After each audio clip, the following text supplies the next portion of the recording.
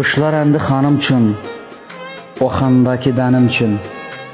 Haq Muhammed saxlasın bəs babamı mənim üçün. Gündə mən, kölgədə sən, gündə mən, babamın qoxusuyla nəfəs allam gündə mən. Susaldım yeşil meyvə, bar verdi sevə sevə. Sanki ev işıq olu babam gələndə evə.